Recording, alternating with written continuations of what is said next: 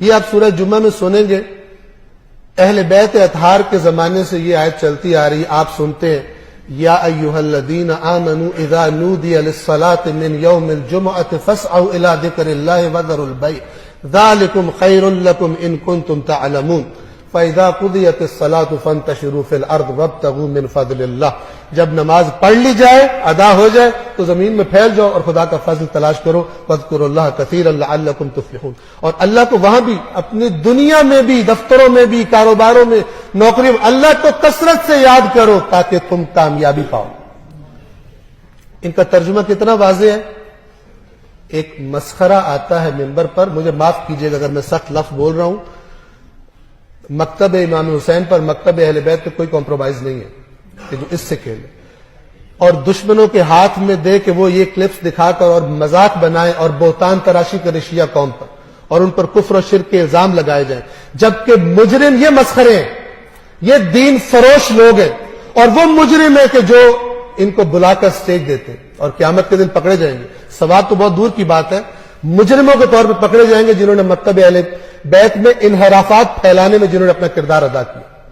اور قرآن کی آیت ہے، لوگوں میں سے کچھ ایسے ہیں کہ جو پیسے خرچ کر کے گندی باتوں کا خریدار ہوتا ہے، گمراہ کن باتوں کا، تاکہ اللہ کے راستے سے لوگوں کو گمراہ کرے۔ ایک مسخرہ آتا ہے اسٹیج پر اور وہ آ کر کہتا ہے کہ یا ایھا الذین آمنوا اذا نودی، مولوی نے تمہیں غلط ترجمہ بتایا اس آیت کا، میں تمہیں صحیح ترجمہ بتا رہا ہوں۔ وہ ترجمہ کیا ہے کہ جس جمعے کو امام زمانہ ظہور کریں گے، اس یہ میں غلط کہہ رہا ہوں، کوئی اس پہ داد نہ مجھے دے دے، ہر جگہ یہ حادثہ میرے ساتھ ہو جاتا ہے، میں غلط بات بتا رہا ہوں تو غلط بات پر بھی لوگ داد دے دیتے ہیں۔ یہ جو میں بات بتا رہا ہوں یہ جھوٹ ہے، یہ تحریف قرآن ہے، اس میں کوئی داد نہ دے۔ یا ایھا الذین آمنوا کہتا ہے وہ جھوٹا، وہ کہتا ہے کہ، اور یہ کلپ بھی وائرل ہے، اے ایمان والو، جب جمعے کے دن جب امام زمانہ ظہور کریں گے، یہ آیت اس جمعے کے بارے میں ہے، یہ جمعے کی نماز کے بارے میں نہیں ہے، یعنی جمعے کی نماز ہی نہ پڑھو۔ جب جمعے کے دن ظہور کے وقت تمہیں ندا دی جائے تو اپنے امام کی طرف دوڑ پڑو، وذروا البیع، آج تک اس کا ترجمہ یہ تھا کہ خرید و فروخت ترک کر دو۔ یہ صاحب فرماتے ہیں کہ اگر کسی اور کی بیعت کی ہوئی ہے وہ بیعت توڑ دو، اس بیع کو، تجارت کو بیعت بنا دیا۔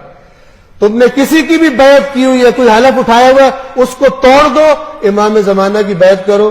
ذالکم خیر لکم ان کنتم تعلمون۔ اس قدر واضح قرآن کی تحریف، وہی جو یہودی علماء قرآن نے شدید مذمت کی کہ یہ اپنی زبانوں کو ٹیڑھا میڑھا کر کے پھیرتے ہیں تاکہ آپ سمجھو کہ اللہ کی کتاب میں یہ لکھا ہے، حالانکہ یہ اللہ کی کتاب میں نہیں ہے، اور یہ خدا پر جھوٹ باندھتے ہیں جبکہ اس بات کو جانتے بھی ہیں۔ یاد رکھیے، اگر بچنا چاہتے ہیں اس فتنے سے، کفر اور شرک کے، خدا را اللہ کی کتاب کو پڑھیے،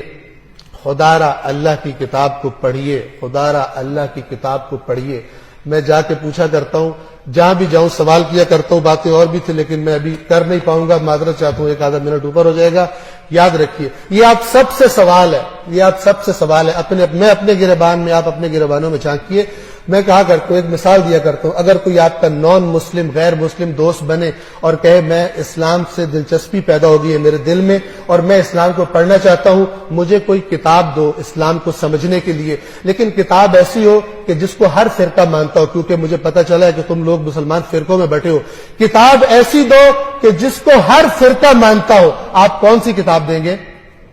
جی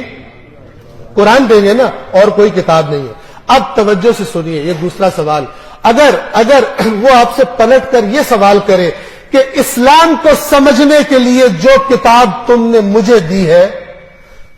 تم نے بھی اسی کتاب کو پڑھ کر اسلام کو سمجھا ہے یا نہیں، آپ کیا جواب دیں گے؟ بڑے کم ایسے مرد پیدا ہوں گے جو کہے میں نے اپنا دین قرآن پڑھ کے سیکھا۔ یہ بہت بڑا ظلم ہے، یہ بہت بڑا ظلم ہے جس کی شکایت رسول اللہ قیامت کے دن کریں گے، میری امت نے قرآن چھوڑ دیا تھا۔